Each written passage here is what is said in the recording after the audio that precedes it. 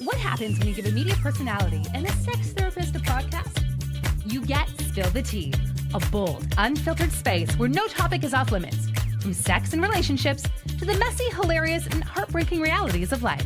Will Nash and Maria Orrego serve up real talk with expert insight, hot takes, and a whole lot of tea. Welcome to the Spill the Tea podcast with Will Nash and Maria Orrego. We are here. I am queer, and it's still Pride. It's still Pride, and we are on part 3 of your story. Just if the first 2 episodes were not enough, we had to take you deeper and deeper into my little diary, into my journal about, the whole experience of coming out to family and friends, to myself.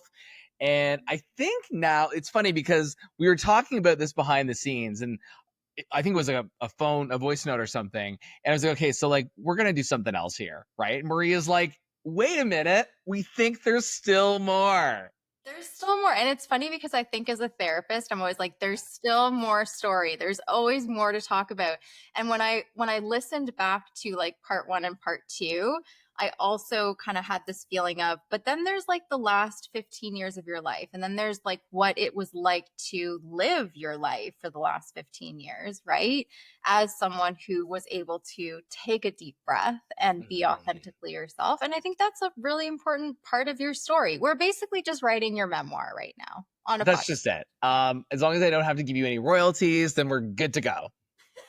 I love that. Well, the thing is that it's one of these things where I've had these moments, and I always feel this specifically during Pride Month over the last several years, where when I've been doing content, whether that's on a podcast, on social media, wherever it is, where I kind of have these almost these, I don't know if out-of-body experience is the right way, where I'm just like, oh my God, these are conversations, or I'm putting myself out there in ways that younger Will, the thought of that, was just something that I never, in those days, I never thought I would ever be doing. I was that was almost above who I ever thought I could ever be or what I could ever share. I know people will joke, oh yeah, sure, Will, you always like to talk and you want to talk about yourself and you like the attention. All very true. But I think that it's different when you're diving this deep, and it's really more intimate when you are kind of peeling back the layers of the onion, so to speak. And it's just one of these things where yes, I'm open to talking about things and I'm not going to shy away from it. But I will always say, I hope that if someone is hearing this right now who is struggling, and maybe you're not even struggling with your identity or your sexuality, but you're just on some sort of a struggle through life, hopefully that maybe one person hearing one of these 3 episodes might at least feel like they're not alone. I agree. And I love that. And it is beautiful. You're right. You're peeling back onion layers and you are being vulnerable and transparent about your story. And it is brave. But I love the fact that you said that idea of 20 years ago, little Will would never have done this. And he probably would have been no, there's no way I'm sharing this story. But I love because that we can look back and say that little Will is probably so proud of you right now for doing this. And the evolution of who you've become in the last 15, 20 years is amazing. And that's something to be proud of. So yeah, during Pride Month, I think it's very important for you to feel proud of yourself, that you are putting this out there and that you're being vulnerable. Well, and that's just it. And I think that as time goes on and, you're happy and thankful for every day that you're on the planet, I think we all have to be, it's I feel again, it's important to share these sort of stories. And I think that, if you are a member of the queer community and you are in a position where somebody, anybody, maybe a lot of people, if you're lucky, will listen to your stories, your experiences, it can, amplify our voices, but also it can just help people. And I think that helping people is, listen, if I wouldn't have had certain conversations with people when I was younger, it never would have led me to eventually coming out. It never would have led me to being more comfortable in my own skin. So I think that, if it's important to have these conversations, and I get it. Not everybody has to, but if you're in a position where you can and you're comfortable to do so, or if you feel like you want to, then we embrace it, especially this month. Yeah, and I love that. And I think it's also important. One of the things that you and I talked about behind the scenes, like you say, is the fact that 15 years ago, when you did decide, when you came out to other people and you came out to yourself, the political climate was very different, right? And I think the queer community has gone through so many different political climates, right? I mean, we're not even going to touch on the 80s because that, like, oof, that Yeah. always breaks my heart. But we've been through so many ups and downs. And I think Mhm. it's important that, especially with what we're experiencing today in this political climate, it's important to share these stories. It's important to be proud and to be vulnerable and share what it really means to be part of this community when unfortunately it's under a lot of scrutiny and a lot of like hate right now, and it's not okay. So I appreciate the fact that you're being brave to actually tell your story out loud. So part one was about coming out to all the people around you. Part two was about coming out to yourself. Part three, I want to know, if we put ourselves back 15 years, Mhm. what was it like to come out in the political climate of 15 years ago to like coworkers or employers? Because you were also like, you were on radio at that point. Mhm. Oh yeah. Okay. I was on the radio. I want to hear all the Um tea on this one. Yeah, like in terms of now, I know how heavy the political climate feels right now, and not that I wasn't aware of what was happening 15 years ago. I was, but I think that in that moment, my focus was just okay. So now that I'm ready to share my story, this is who I want to tell it to. This is who I want to share my truth with and be authentic with. Yeah. I wasn't like the two didn't really align for me, if that makes sense, at that time. Or I wasn't like, my fears and the anxiety and the nerves that came with coming out to family and close friends Yeah. was more so related to, did I think I would be accepted, and um would I be embraced, right? Or would those relationships change, right? Yeah. And I think that that's where my head was at then, not so much what was happening 15 years ago, right? Where did Um, that fear come from for you? What was the scary part there of whether or not the relationships would change or if you would be accepted? I've always said this, but I think that the longer that you hold something that you feel is like a secret to yourself, even though, listen, like we know that everyone's going to have their thoughts or their speculations, and they did. It's like, I think the more you build up that fear, the less that you talk about something publicly. Like Mm-hmm. for me, that's how it worked, right? So even when I was finally there and I was finally ready to share that with people, I still was terrified to share it because I didn't truly know the answer. Like I didn't know what the response would have been. And I know that when I did, there were people in my life who were like, how could you not know? How could you not, how could you ever doubt that we wouldn't have embraced you and loved you the way that you are, who you are? It's one of those things I've never really been great at explaining unless you went through it, right? And I mean, Yeah. listen, like maybe somebody would come out at 30 years old and that wouldn't be their reason as to why they held back, right? That was one of the reasons I held back. I think that also you mentioned I was on the radio. Yeah, like uh, then it was kind of just the very early stages of people, and I don't mean like a local media personality. I mean like on the big stage of the world where people were starting to just share who they were or who they identified as. Like this is like not so far removed where, Oprah Winfrey caught flack for being on Ellen's TV show. You know what I mean? Yeah. Like this is not all, I mean, it's not that year, but I'm saying it's not so far removed from that, right? It's not so far removed from, I mean, I'm trying to think of like other examples. I'm doing a really poor job at it right now. But like, yeah, here's another example was Neil Patrick Harris and his partner, having interviews about adoption and kids and stuff like that, right? And so it's like, it's not that far removed from that era. And so, and again, like the station that I was working at, I'm trying to think, like, at the time, I mean, I had just gotten back from Northern Alberta. Oh goodness. Oh my gosh. Okay, so that's a different political climate. So you can Oh say yeah. They were like yeah, so they were like a decade behind, right?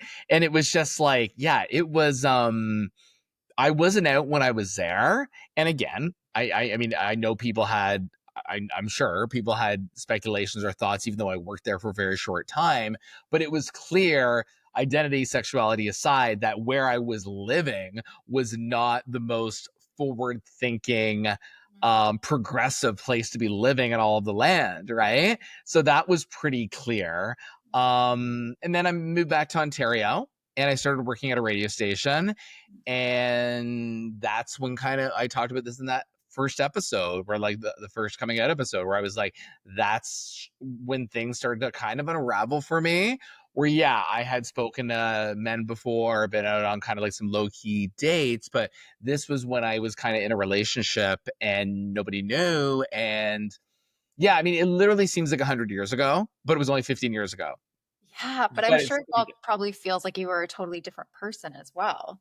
yeah, like it feels like I was completely a different person. Like it's weird. It feels like I was the same person, Mhm. but also a completely, I've grown to be a completely different person, right? Like it's like, you think about those insecurities that you had before coming out, and then you fast forward 15 years later, and you're just like, man, like why did I, right? Why did I hold off on really, I mean, I have to say, before coming out, like we said, accepting yourself before you could come out to anybody else.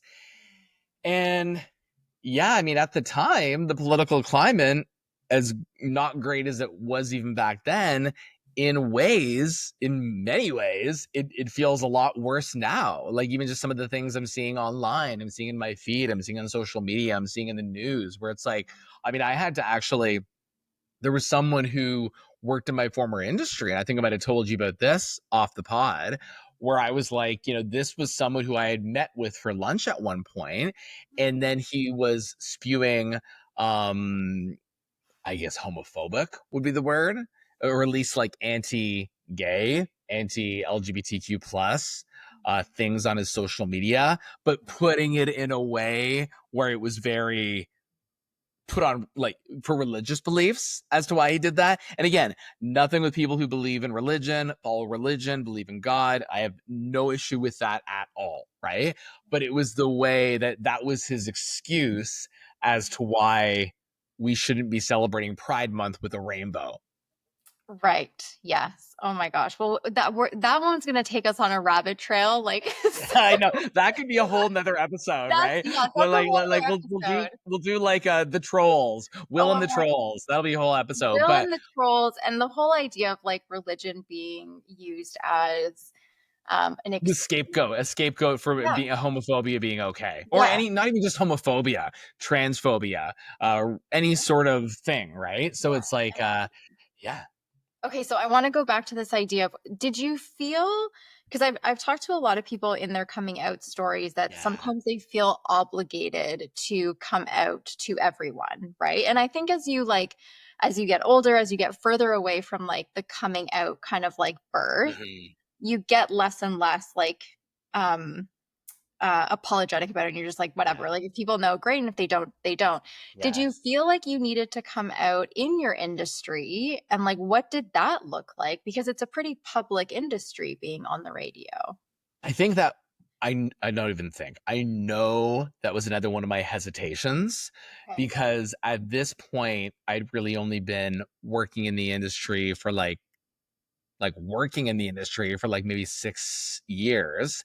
Okay. And I think that like I had reservations about that, and not really having a lot of role models to look up to in terms of how do you navigate a career being out, being on the radio, even like pre-social media, and then, you know, still be, that's the thing, is I didn't just want to be viewed as a gay radio host, right? I didn't want that to be this like, oh, here's the gay radio host, right? I wanted to be reviewed. I wanted to be thought of as someone who was a talented broadcaster who was happened to be gay, but also had this interest, or also this is what he brought to the table, right? So that was almost like that maybe internalized homophobia. I don't know, where it's like I didn't just want to be known for the fact that I was gay. But yeah, so it was like I at don't know some if I would call that internalized homophobia though, because I think you didn't want your whole identity as a broadcaster, as a host, to be wrapped up in the fact that you were queer. Like that, because it takes away every other aspect of yourself, right? It just kind of says like, we've pinned you with this and that's it. And now you get to be our queer host. And it's like, no, yeah, you're so much more than that. I also had to figure out for me what that meant. I had to figure out for me, what did it mean if I was going to be not only out within my personal life, but out publicly? And then how did I navigate that? Right. I mean, the interesting thing was before I even actually had said this, after I came out, again, my personal life, before I come out on air, or before I had kind of alluded to the fact that I could have been gay, I will say is that I did have a number of people who were listening to the station that I was at who were like, kind of like, it's like, we know, you know what I mean? Like, we know what's going on, right? Had never met me, had never whatever. I don't know if it was my voice. I don't know if it was what I was talking about on air. Like I did, like how I started talking about things on air was I would like drop in like little nuggets about things. Not even necessarily all that personal, but just little takes on maybe like celebrities or something like that, right? And then for years and years and years, I always wanted to share my coming out story on the radio. But around Pride, I always really felt that. Around Pride, I really felt that I wanted to share that story, like the full-on story, or like what would be like the radio edit of the story. Yeah. But for a number of years, I was like, I don't know, it was like I'm okay with me putting things out there when I'm on air that if you're listening or you're watching, but I didn't know emotionally at that point if I was ready to share my story and be that personal. I just wasn't there. And then finally I was like, years later, I was able to share that story. Did Because you something get had, any pushback on it, like from your producers or the radio stations that you worked at? Did it ever come across like you should keep this part of your identity a secret or off air? Was it ever that? I mean, I think that again, even though I was out, I kept a lot of these thoughts to myself, or to maybe with some very close friends, right? Because in my mind, it's funny how you're out, but you're still navigating all these things, right? And it's like, I think that in my mind, I was trying to think, okay, like, how would this go? Will I cry? Will I get emotional? How will it make me feel? Will it change things, right?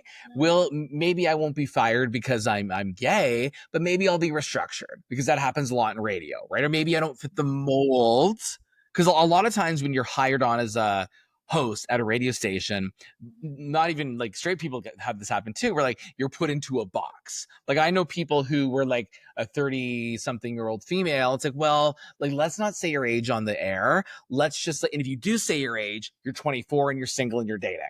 Do you know what I mean?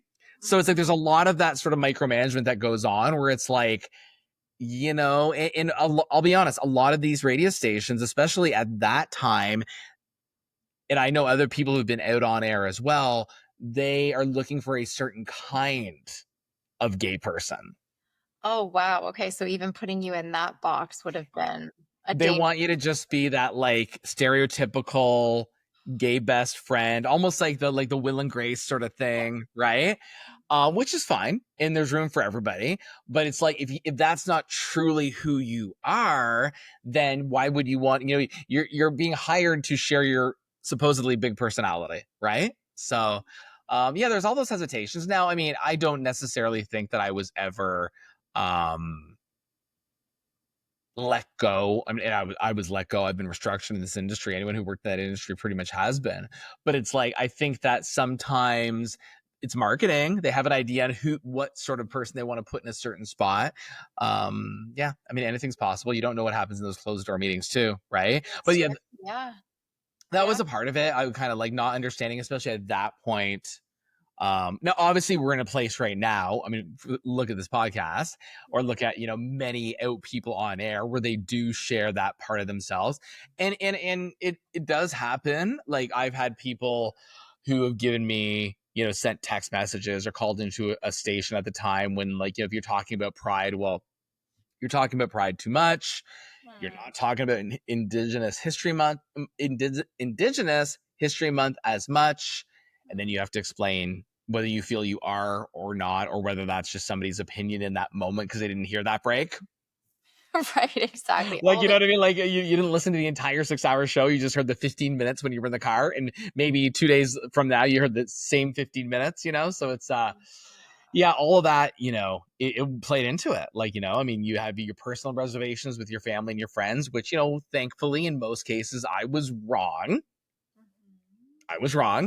And then you have your sort of like career, because prior to coming out, I was really, especially that last, I mean, through a lot of my 20s, I was really diving in head first, just trying to make my career successful and trying to get those jobs and trying to build up my resume, working in promotions, doing some stuff on air so that I could go and host my own radio show, right? So it was like I was so focused on that, maybe more focused on that because of the fact that I wasn't like allowing myself to be who I was, right? Because that's what I can't put that on anyone else. I can only put that on myself. So I love this because I think what you're kind of drawing for me, at least in my brain, because I'm a very visual person, it's like a parallel like life, right? So your career starts growing and you start evolving as a host, right? As a broadcaster. And then you're also growing and evolving as a gay man in your 30s, right? So you were doing both at the same time. You're creating this like life for yourself. Yeah. Let's talk about the dating aspect. How did that feel the first time that you started actually like presenting yourself in this way and saying, that's it, I'm doing it, and I'm doing it publicly, and I'm going for it, and I'm diving in? How was that for you? Well, it's interesting, right? Because depending on, now I've worked in Toronto, I've worked in Kitchener, I've worked in Hamilton, I've worked in Barrie, and some of those cities, with the exception of Toronto, are like smaller cities, right?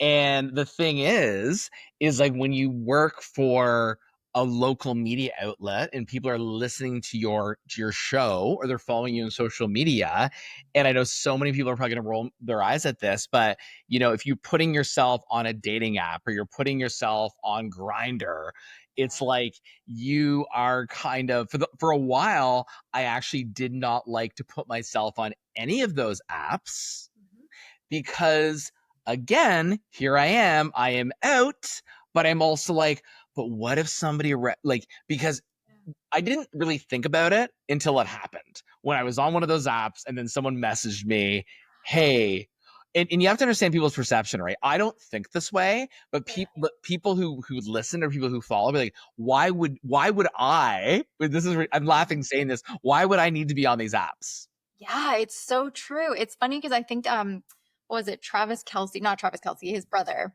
Anyways, whatever. Jason Kelce. Thank you. Yeah, he met his wife on Tinder or whatever, and it was the same thing. She thought the same thing. She thought she was being completely catfished because she was like, why would you need to be on this app? But everyone's human, right? Like you still need to And find. I am not like a celebrity, right? By any means. I'm saying you are. With that comparison, No. I am not a celebrity. But what I will say is that, like, the city that I was living in, like, they still love their local radio, right? And I was on a pop station. Yeah. Really the only pop station that was in the city. And not that every gay person listens to pop music, but a lot of us do, right? Yeah. I mean, where else at the time could you get Katy Perry and Lady Gaga, right? You weren't going to the rock station. You weren't going to the country station. And then here I am. I'm hosting an evening show. People were kind of, they did well. People were listening to it. And then, so when one person's like, oh, are you Will from the radio? I don't know why, but mentally you're like, oh my God, like maybe I shouldn't be on this app because this is like technically, whether it's a dating app, whether it's a hookup, like maybe it's not a good look, right? Like maybe, and again, is that in my head? I don't know. Stuff happens, right? You hear these stories. What did you do? Did you get off? Like, I would get off the app. Sorry. I was going to say, Oh, Yeah, that yeah, yes, friendship. yes, yes, and yes, and yes, yes, and yes. Yeah, yeah. And did you knock something behind you there?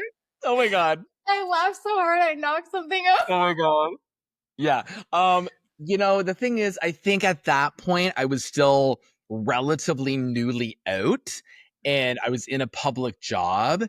And I mean, to be honest, at one point or another, I got back on, and then it would happen where people would, recognize your voice or your name or a picture with social media, right?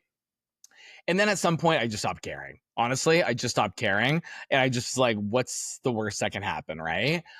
Which I know sounds kind of silly, and maybe people now hearing this, watching this, wouldn't necessarily get that. But that was my perception, or maybe my fear.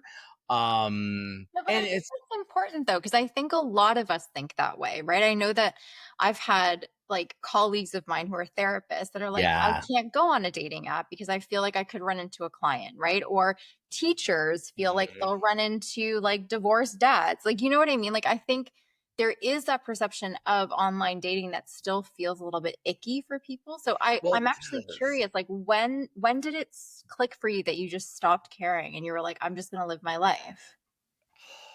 I mean,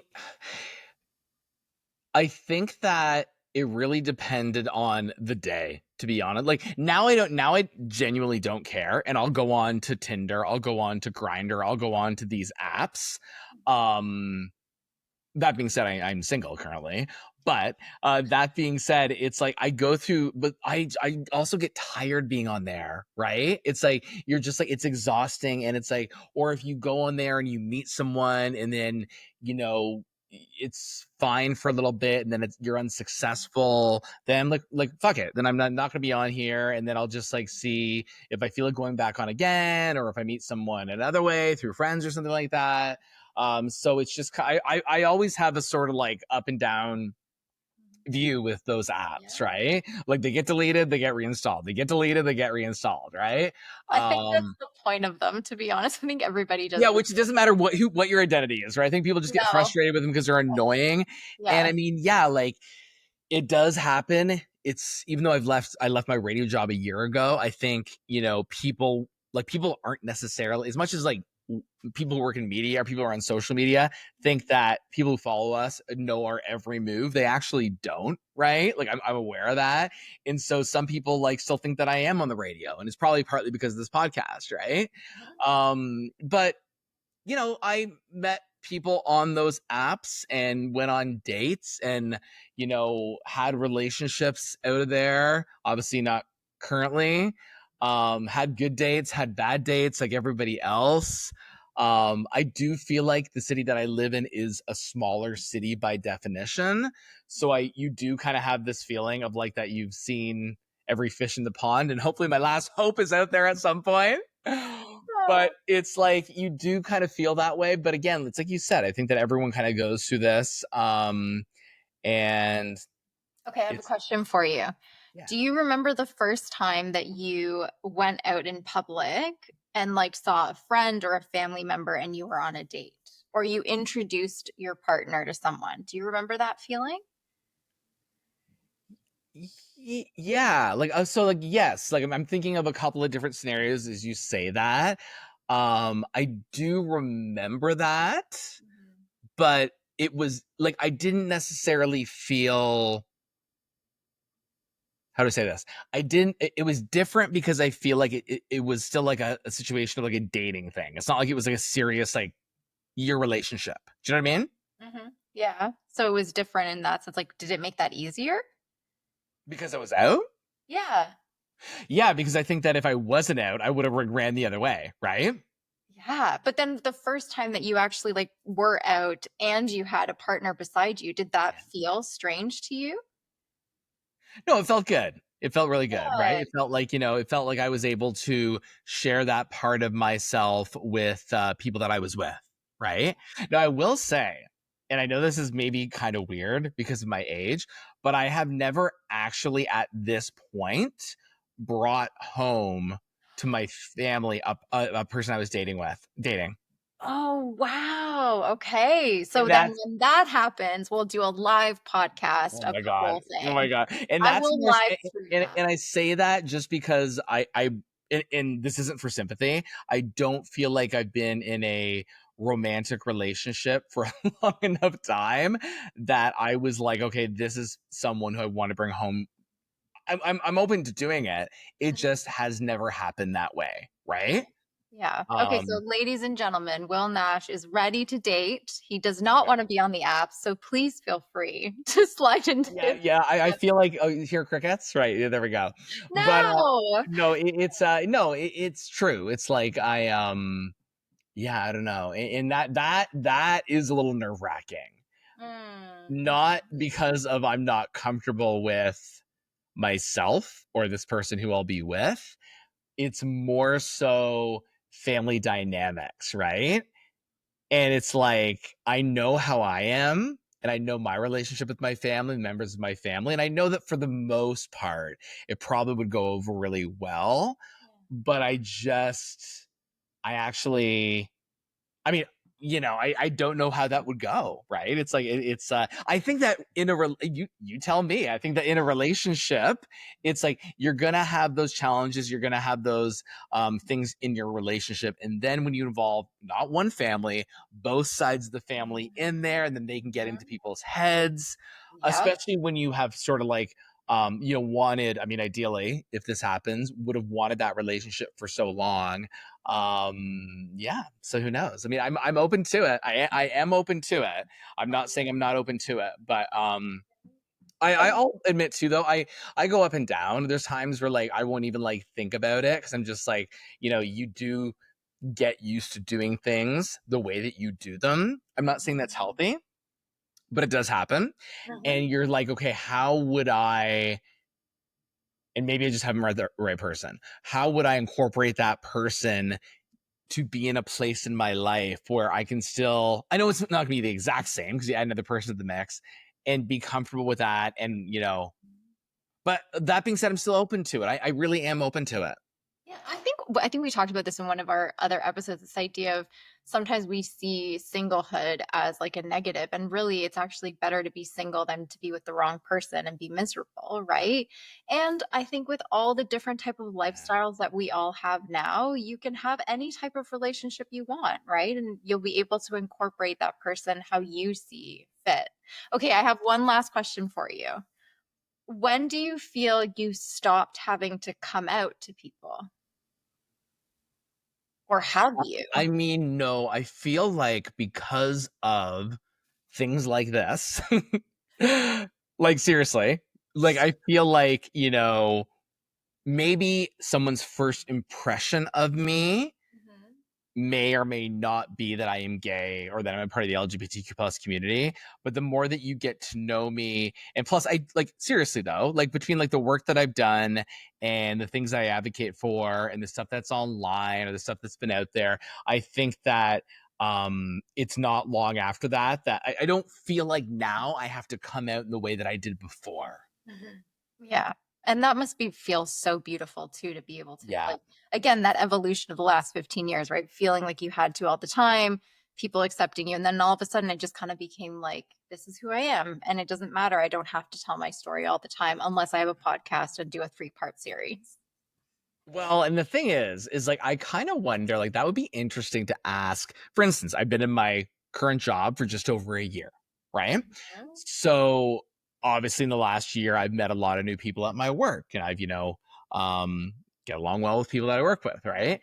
It's like, I mean, it would be interesting to do a survey, like, did they have an idea? Like, it's like, That's true. Yeah. That's actually a really interesting question. Cause, yeah, if you've been there for a year, would they just kind of have like their own thoughts about it? Or do they actually know? And you've never had to say anything out loud, right? So, well, and the thing is too, though, is like for me, it's a bit different too, because the last like 15 years, I was living in Barrie, then I was in Toronto, then I was in Kitchener, and then I was back to Barrie. So I've kind of still been in a very like relatively close, like 2 hours give or take, right?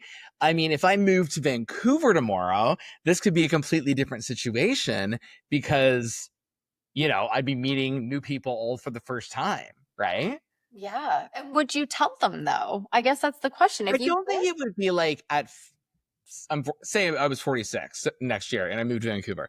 I don't think I would be like, I just want you to know that I'm gay. I think it would be like a situation of like, like I don't think it would have to be this big shining moment. I think it would just organically come up in terms of, I don't know, like talking about somebody or, mentioning that you're, I don't know, like doing something that would make it seem like, okay, like that's not something a straight man would do. I don't know. Like, I don't know. Like, but I don't feel like I have to come out in the same way that I did before. No, I do not have to. No. Yeah, and I think that's what's beautiful about it, right? I think that's what's beautiful about if people are listening to this and they're still in kind of like that infancy of coming Mhm. out, it can feel like, oh my God, how many more times do I have to say this? How many more times do I have to come out? How many more times do I have to like quote unquote identify myself, Well, right?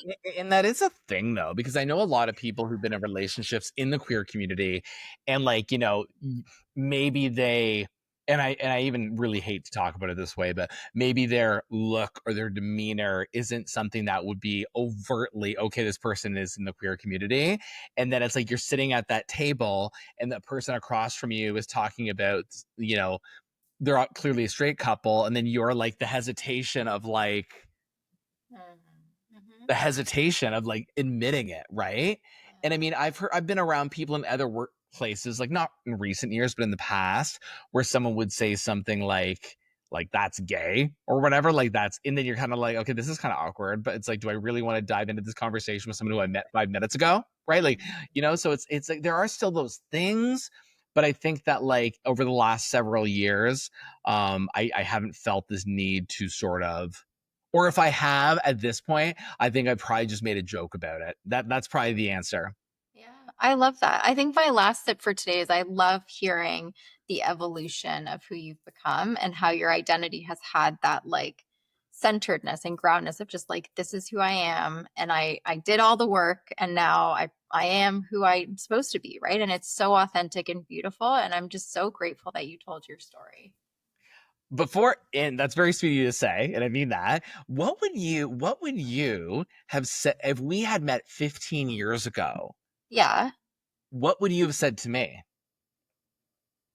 What do you mean? What would I have said to Like you? if I said, okay, you know what? I had just come out. We're gonna do a podcast or whatever it is that we're going to do, like, how do you think you would have, like, because obviously I'm very open, I'm very transparent with how I am, right? Like, how would you have like dealt with somebody like me who was newly out and trying to navigate a podcast like this? Would you have been comfortable saying certain things? Like with me, you don't really have to walk on, you don't walk on eggshells, right? Do you think it would have been different, or do you think you would have been a little more like, I probably would, yeah, I think I probably would have been a bit more apprehensive, but more so just because I wouldn't have wanted to like hurt you, right? I yeah, think there's yeah, like when you're still, and I think that's a very important part of anyone's coming out story.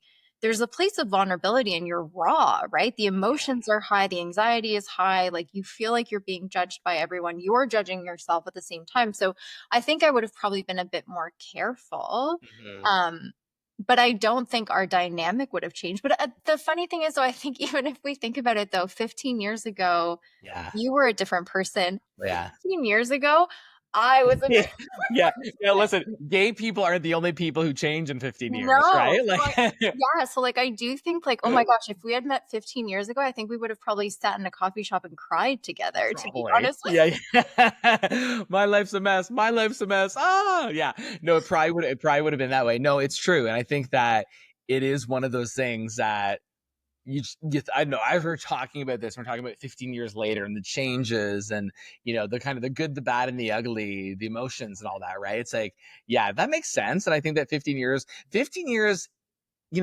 is a long time in adult years, right? Like the first you. 15 years of your life just fly by, but 30 to 45 fly by, but in a different way. They go like at like rap speed, right? Rapid Yeah. speed. I think I've lived like 6 lives in the last 15 years. If I look at it, like if I think about chapters for sure. Okay, so but this is a really cool question. I want to end with this. Yeah. If you could go back 15 years, what would you say to 30-year-old Will? Oh my gosh, I think I would have said, don't be so hard on yourself for it taking as long as it did. Mhm. And it's actually not going to be okay. It's going to get better. Oh, I love that. Yeah, it's not just going to be okay, because okay isn't good enough. It's only going to get better. And I don't even just mean this in aspects of like, identity and sexuality, just in terms of like life and the way that you have kind of carried your way through it. And I really do believe it's even from here on, it's only going to get better. Because I think the more that you step into your authenticity, Mhm. I think I said that word wrong, but the more I you like step it. into We your made up a new word. yeah, I made up a new word. Your authentic self. It's like the more that it's not just in this area, right? It's in your career, Mhm. it's in your family relationships, it's in Mhm. your all these other things. And I think that like, yeah, it's not just going to be okay. It's going to get better, and in every aspect. And like, even if you think things, I'll be honest, they don't turn out exactly as you think they're going to, right? And sometimes you're like, what the fuck is going on here? Yeah. And that's not just in our community, that's like all over. Mhm. But you really have to just go through it. And I could have the worst day tomorrow, but I just have to know that it's not the end. Yeah. Well, I'm grateful for it because I think if I look back to 15 years ago, us crying Yeah. in a coffee shop, probably it's beautiful that we're both here today and we get to do this and we get to expose your vulnerabilities in a beautiful way and hopefully change people's lives for the better too, of being able to say, I might be coming out today, but it's Yeah. going to get better. I'm going to be okay. And I It can. will be. It will be. And never hesitate to reach out. If not to us at the Spill the Tea pod, reach out to someone, reach out to a therapist, reach out to someone who maybe is in your life, but not closely connected to everyone else who you trust. Um, and if I know with the whole Pride series that we've been doing this month, I know we haven't necessarily, we kind of pressed pause on the question, but feel free to send in your questions of any kind to at the Spill the Tea pod. And you know what? If you haven't yet, make sure you subscribe to us, rate us 5 stars, please. And happy Pride. And that's the tea. That's it for this episode of Spill the Tea. If you loved what you heard, don't forget to subscribe, leave a review, and follow us for more candid conversations. Got a burning question or topic you want us to cover? Slide into our DMs. We're always here to spill the tea. Follow us on socials at the Spill the Tea pod, at Will Nash on Air, and at Sex Off the Pedestal.